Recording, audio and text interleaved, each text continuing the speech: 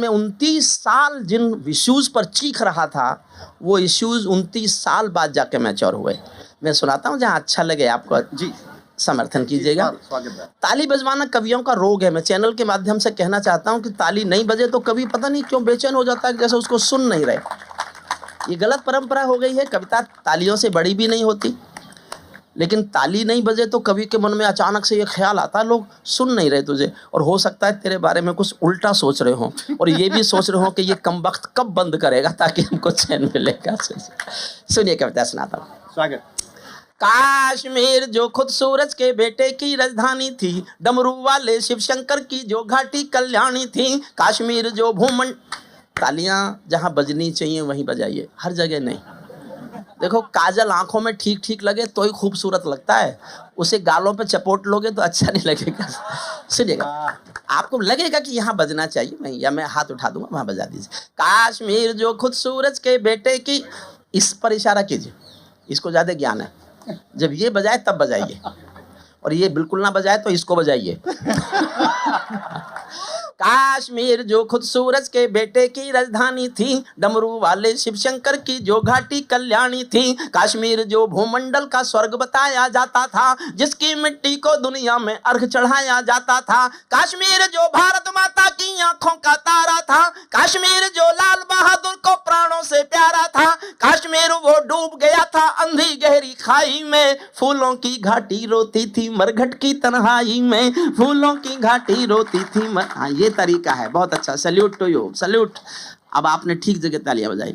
मरघट की तन्हाई में फूलों की घाटी रोती थी मरघट की तन्हाई में, ये अग्नि गंधा मौसम मलबेला था, फूलों के घर बंदूकों का मेला था, मैं भारत की जनता का संबोधन हूँ, आंसू के अधिकारों का उद्बोधन हूँ, मैं अविधा की परंपरा का चारण हूँ, भूषण की शैली का अल्प उदाहरण हूँ, इसीलिए दरबारों को दर्पण दिखलाता फिरता था, इसीलिए दरबारों को दर्पण दिखलाता फिरता था, मैं घायल घाटी के दिल की धड़कन गाता फिरता था, मैं घायल घाटी के दिल की धड़कन। कैसा था कश्मीर, कैसा था? हमने नारों में गाया था बस कश्मीर हमारा है, हमने नारों में गाया। क्यों खड़े हैं आप? कश्मीर हमारा। आप क्यों खड़े हुए? बीच में आपसे पूछ रहा हूँ, जरूर अब उठना मत। बस मैंने जिन सरकारों पर कविताएं लिखी हैं ना, वो बैठ गई। आप नई पीढ़ी है, मेरे बारे में ज्यादा जानते नहीं है, ज्यादा जानते नहीं है। जानते होते तो बीच में नहीं खड़े होते, बीच में मत खड़े। हमने नारों में गाया था सब कश्मीर हमारा था, जब जब भी छू कर देखा हिम चोटी में अंगारा था, कश्मीर था जहां तमंचे थे केसर की क्यारी में, कश्मीर था जहां रुदन था बच्चों की किलकारी में, कश्मीर था जहां तमंचे, कश्मीर था जहां रुदन था बच्चों की किलकारी में, कश्मीर था जहां तिरंगे झंडे फाड़े जाते थे, 47 के बंटवारे के घाव उघाड़े जाते थे, कश्मीर था जहां हौसलों के दिल तोड़े जाते थे, खुदगर्जी में जेलों से हत्यारे छोड़े जाते थे, खुदगर्जी में जेलों से हत्यारे छोड़े जाते थे। अब फरनों की हुजूर बैठो, यहीं बैठो प्लीज, बैठ जाओ। ये कोई भारत की संसद है जहां से कोई भी उठ के बाहर चला जाएगा? ये साहित्य का, अदब का मजमा है साहब। ये लल्लन टॉप की अदब की महफिल है, इसमें बैठना सीखो। आए हो तो थोड़ी देर सीखो, मुझे 2-3 जगह सुन लोगे तो सीख जाओगे। उठना नहीं बीच में, उठना नहीं बीच में, उठना नहीं बीच में, वरना मणिपुर में जाके मंत्री बनवा दूंगा। देख लीजिएगा। खुदगर्जी में जेलों से हत्यारे छोड़े जाते थे, अपहरणों की रोज कहानी होती थी, धरती मैया पानी पानी होती थी, झेलम की लहरें भी आंसू लगती थी, गजलों की बहरें भी आंसू लगती थी, मैं आंखों के पानी को ललकार बनाता फिरता था, मैं आंखों के पानी को ललकार बनाता फिरता था, मैं घायल घाटी के दिल की धड़कन गाता फिरता था, मैं घायल घाटी के दिल की धड़कन गाता फिरता था, कश्मीर था जहां गर्द में चंदा सूरज तारे थे, झरनों का पानी रक्तिम था, झीलों में अंगारे थे। कश्मीर था जहां फिजाएं घायल दिखती रहती थी, गर्म हवाएं घाटी का राशि फल लिखती रहती थी। कश्मीर था जहां दरिंदों की मनमानी चलती थी, घर घर में एक 56 की दर्द कहानी चलती थी। कश्मीर था जहां हमारा राष्ट्रगान शर्मिंदा था, भारत माँ को गाली देकर भी खलनायक जिंदा था, भारत माँ को गाली देकर भी खलनायक जिंदा था। गूंगा बहरापन ओढ़े सिंहासन था, लूले लंगड़े संकल्पों का भाषण था, फूलों का आंगन लाशों की मंडी था, अनुशासन का पूरा दौर शिखंडी था, अनुशासन का पूरा दौर शिखंडी था। मैं इस कोढ़ी कायरता की लाश उठाता फिरता था, मैं घायल घाटी के दिल की धड़कन गाता फिरता था, मैं घायल घाटी के दिल की। हमको 2 आंसू नहीं आते थे अनहोनी घटना पर। आप में से अधिकतर वो बच्चे हैं जो 90 के बाद पैदा हुए होंगे। 1990 में 4 लाख कश्मीरी पंडितों को कश्मीरी घाटी से मारपीट के बाहर निकाल दिया। उनकी माँ बहनों से बलात्कार हुए, संपत्ति में आग लगाई गई, घरों पर कब्जा कर लिया गया। 4 लाख। हिंदुस्तान के 70 साल में इससे बड़ी कोई मॉब लिंचिंग कभी हुई है क्या?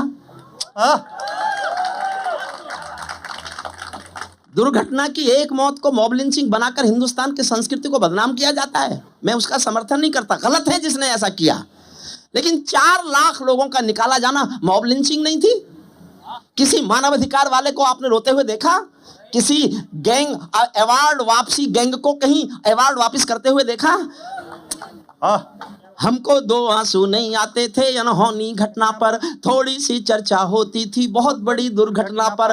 राजमहल को शर्म नहीं थी घायल होती छाती पर, भारत मुर्दाबाद लिखा था श्रीनगर की छाती पर, भारत मुर्दाबाद लिखा था श्रीनगर की छाती पर। मन करता था फूल चढ़ा दूं लोकतंत्र की अर्थी पर, भारत के बेटे शरणार्थी हो गए अपनी धरती पर, भारत के बेटे शरणार्थी हो गए अपनी धरती पर। वे घाटी से खेल रहे थे गैरों के बलबूतों पर, जिनकी नाक टिकी रहती थी पाकिस्तानी जूतों पर। कश्मीर को बंटवारे का धंधा बना रहे थे वे, जुगनू को बैसाखी देकर चंदा बना रहे थे वे, फिर भी खून सने हाथों को न्योता था दरबारों का। जैसे सूरज की किरणों पर कर्जा हो अधियारों का, जैसे सूरज की किरणों पर कर्जा हो अधियारों का। सत्ता भूखी थी नोटों के थैलों की, कुलवंती दासी हो गई रखेलों की। एक नाम लेता हूँ, राजनीति में मेरी कविताओं में सिर्फ एक नाम आता है, उसका नाम सुनकर आपके दिल में आदर की सम्मान की हिलोर सी उठे तो उसको तालियों की हिलोर बना देना, बस मेरा निवेदन है। सत्ता भूखी थी कुर्सी के कुर्सी, भूखी थी नोटों के थैलों की, कुलवंती दासी हो गई रखेलों की। घाटी आंगन हो गई खूनी खेलों की, बहुत जरूरत थी सरदार पटेलों की, बहुत जरूरत थी सरदार पटेल। सल्यूट, अभिवादन आपका, बहुत मन से सुन रहे हैं आप, बहुत मन से सुन रहे लोग एक बार। बहुत जरूरत थी सरदार पटेल। अरे वाह, बहुत बहुत आभार आपका, मैं सर झुकाता हूं आपके सामने। कुर्सी भूखी थी नोटों के थैलों की, कुलवंती दासी हो गई रखेलों की। घाटी आंगन हो गई खूनी खेलों की, बहुत जरूरत थी सरदार पटेलों की। मैं घाटी के आंसू का संतरास मिटाता फिरता था, मैं घायल घाटी के दिल की एक छंद गा रहा हूं। मैं 3 दिन पहले बगलौर में था, मैंने ऐसे मेरे मुंह से निकल गया। मैं बहुत जोश में पढ़ूंगा और मैं चाहता हूं मुझसे ज़्यादा जोश में आप पढ़ें, सुने। मैं चाहता हूं मैं हारूं और ये तय हो कि जनता ने जोश में ज़्यादा सुना, आपसे ज़्यादा जोश जनता में था।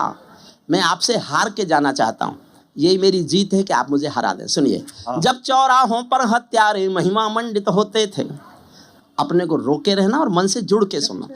जब चौराहों पर हत्यारे महिमा मंडित होते थे, भारत माँ की मर्यादा के मंजर खंडित होते थे। जब कच्छ भारत के नारे थे गुलमर्गा की गलियों में, शिमला समझौता जलता था बंदूकों की नलियों में। तो केवल आवश्यकता थी हिम्मत की खुददारी की, तो केवल आवश्यकता थी हिम्मत की खुददारी की। 56 इंची सीने से ही आशा थी दमदारी की, 56 इंची सीने।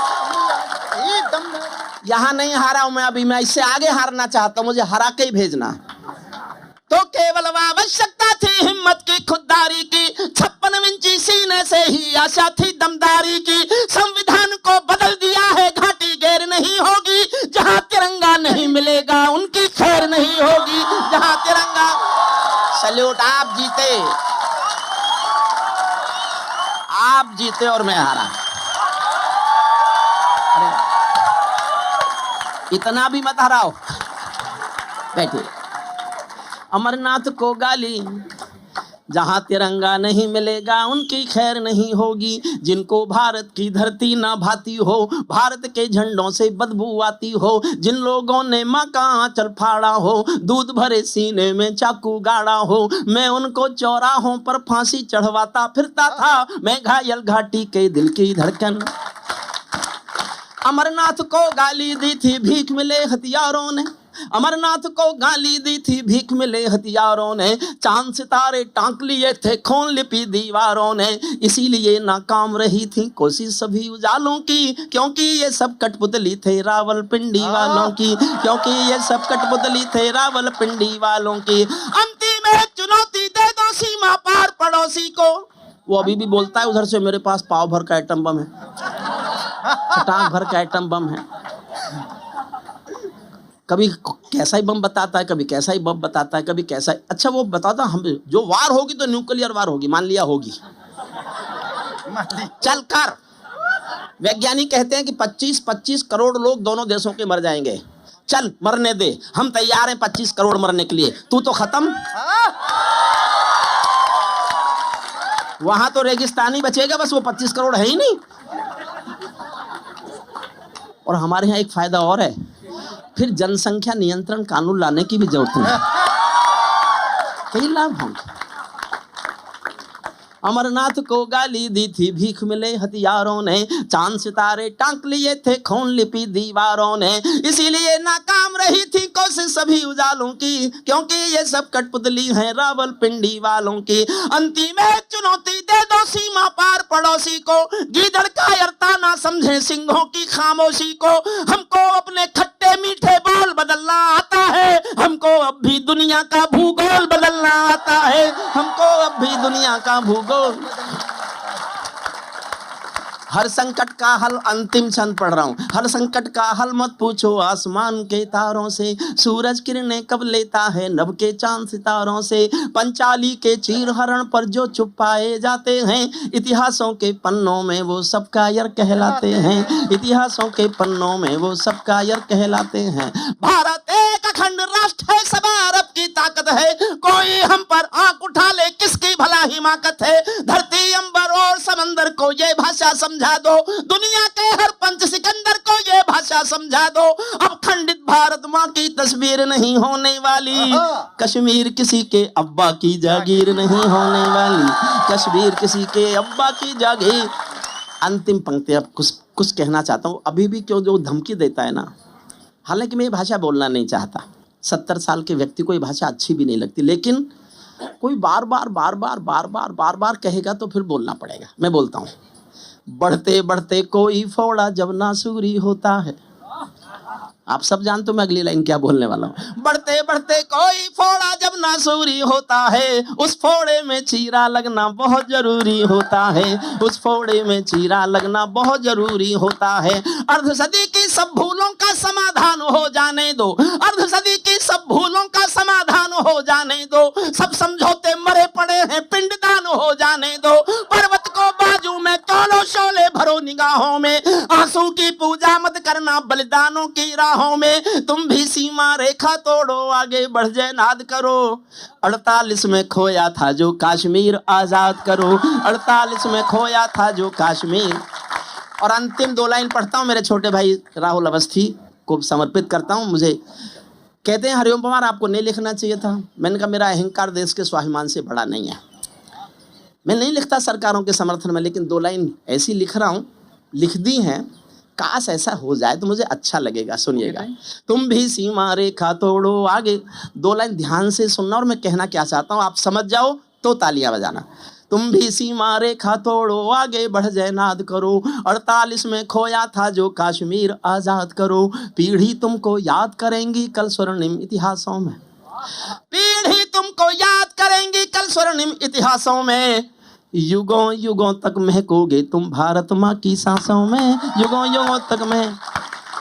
और अब राहुल अवस्थी जिसको आप देख रहे हैं, छोटा सा दुबला सा, ये प्रोफेसर है हिंदी का, और बरेली में क्यों आप एक निवेदन है। हाँ, मेरे जो साथी बैठे हैं, युवा साथी यहाँ जितने बैठे हैं, ये सच है कि आपने उनको सुनाया और उन्होंने आपको सुना, लेकिन एक निर्णय और अभी डॉक्टर हरिओम पवार का इस दुनिया में आया है और दुनिया के लोगों को लिए आया है। वो निर्णय ये है कि उन्होंने पिछले 40 से 45 वर्षों तक जो मंचों की दुनिया देखी है और उस पर अपनी कविताओं से जागरण के बीज बोए हैं, उन्होंने एक मन में एक बात ठानी कि हम एक समय से इस यात्रा को वानप्रस्थ और सन्यास के क्रम को अर्पित करेंगे। हो सकता है आने वाले वक्त में यह उद्गारों का, यह ओज का मैं स्वर। सन्यास की घोषणा माइक पर और चैनल पर नहीं करना चाहता। यहाँ से बचाइए, कल कुछ और हो गया तो मैं ये नहीं चाहता कि जो ये चैनल करोड़ों लोग देख रहे हैं।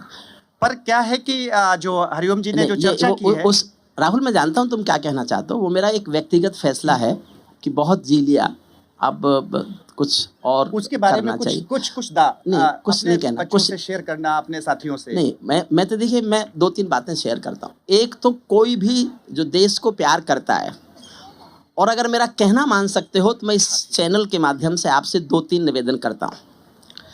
मैंने अपने भगवान राम देवता हैं, मैंने नहीं देखे। भगवान कृष्ण हमारे देवता हैं, मैंने नहीं देखे। मैंने कोई देवता नहीं देखा। और अगर आप में से कोई कहता है कि मैंने वो देवता देखा है, तो वो कुछ हो ना हो झूठा जरूर है। लेकिन मैंने अपने वो देवता देखे हैं जो वर्दी पहनकर सीमा पर खड़े हैं और देश की रक्षा कर रहे हैं। इनको अपना देवता समझो। चाहे देश में पुलिस की वर्दी पहनकर सिपाही खड़ा हो, चाहे फौज की वर्दी पहनकर सैनिक सीमा पर खड़ा हो, ये देश के रक्षक देवता हैं। उनके प्रति सम्मान प्रकट करने के मैंने 2 रास्ते खोजे हैं।